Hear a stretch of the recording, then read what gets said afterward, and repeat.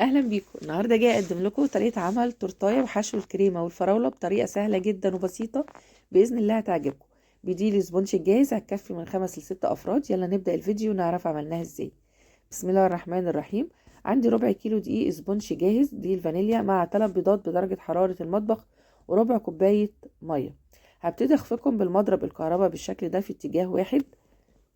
اول ما تديني اللون الفاتح دوت والقوام التقيل كده تكون خلاص. هي اخدت بالظبط 12 دقيقه خفق. بعد كده اكون محضره عندي صينيه فارده فيها ورقه من الزبده. هبتدي انزل بخليط الكيك بالشكل ده، وهبتدي افرده كويس جدا في الصينيه، وهجيب عندي خله الشيش طاووق وهبتدي اعمل خطوط رايح جاي عشان تطلع مستويه. تدخل الفرن على درجه حراره 180 درجه، هتاخد بالظبط في حدود نص ساعه تسويه. بعد ما طلعت اختبرتها بالسكينه، سبتها لما هديت خالص. بعد كده هبتدي اقشر من عليها ورق الزبده، وهبتدي اقطع الجوانب زي ما انت شايفه بالشكل ده. انا هجيب عندي سكينه وهبتدي اشيل الوش بتاع الكيك. بعد كده هجيب عندي سكينه وهبتدي اقسمها من النص عشان اعملهم طبقتين.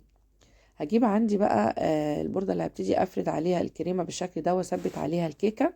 بعد كده هجيب عندي السيرب وهبتدي اسقي بيه التورتايه بالشكل ده. اسقيها باي حاجه عندك، ميه بسكر، لبن، تكوني محلياه، اي حاجه تحبيها. بعد كده هبتدي افرد عليها كريمه من النص، هتبقى بحشو الكريمه والفراوله. انا عندي مربى فراوله كنت عاملاها على القناه، طعمها بجد تحفه. هبتدي اوزعها على الكريمه، هتبقى في الحشوه في النص. بتدي طعم حلو قوي يا جماعه، وبتعزز طعم الفراوله. اجيب عندي بقى قطعه من الفراوله مقطعاها قطع فراوله فريش بالشكل دوت. اجيب عندي القطعه التانية من الكيك وهبتدي اثبتها على الحشو بالشكل ده، وهسقيها برضو. في كل مرة احنا بنسقي الكيك عشان الكيك يبقى طري معايا، ما يبقاش ناشف. هجيب عندي بقى الكريم شانتيه وهبتدي بقى اغلف كل التورتايه بالكريمه زي ما انت شايفه بالشكل ده. بعد ما هغلفها هدخلها التلاجة لمدة ساعتين. الكريمه بس تسقع شويه على التورتايه. طبعا معاكي قناه مطبخ فوفا، لو اول مره تشوفيني يلا اشتركي عندي وفعلي الجرس عشان كل جديد يوصلك. بعد ما طلعتها من التلاجة لمدة ساعتين، هجيب بقى عندي جوز الهند وابتدي اوزعها على جوانب التورتايه بالشكل ده.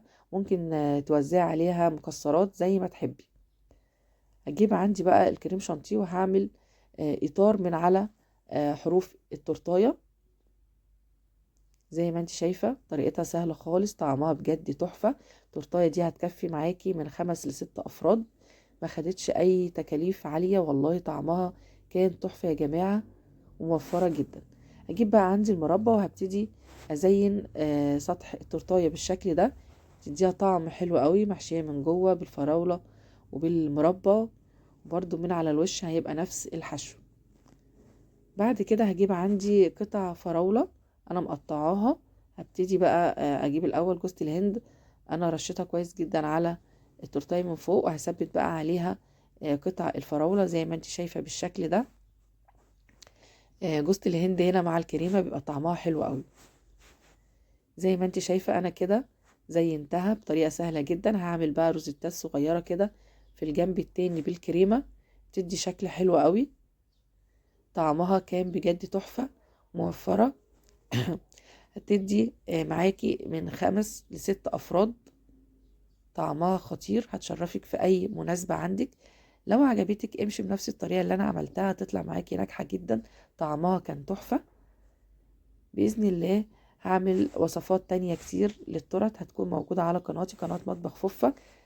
ما تنسيش اللايك والاشتراك علشان كل جديد يوصلك من وصفاتي، واستنيني في وصفات تانية كتير، وألف هنا وشفا. سلام عليكم.